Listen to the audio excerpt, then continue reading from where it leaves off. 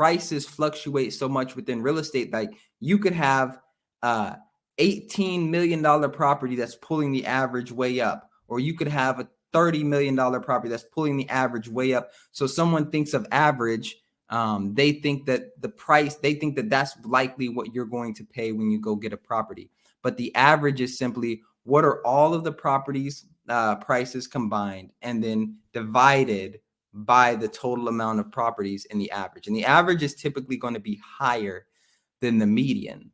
And so the reason I like to use median over average is because average gives us an idea of, okay, 50% of the properties are going to be below this price, 50% are going to be above this price, and the median gives us a better idea of where you're most likely able to fit. If 50% of properties are below $350,000,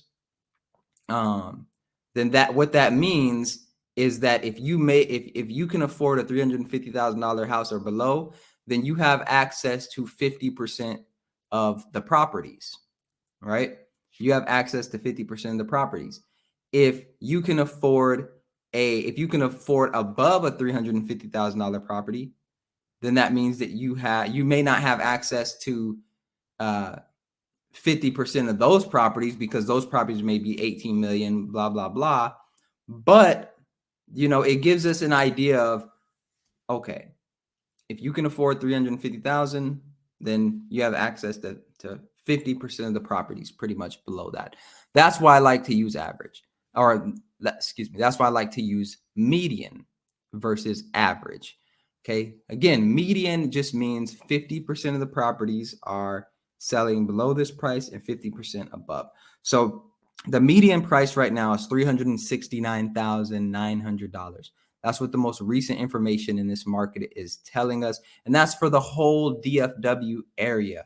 Okay.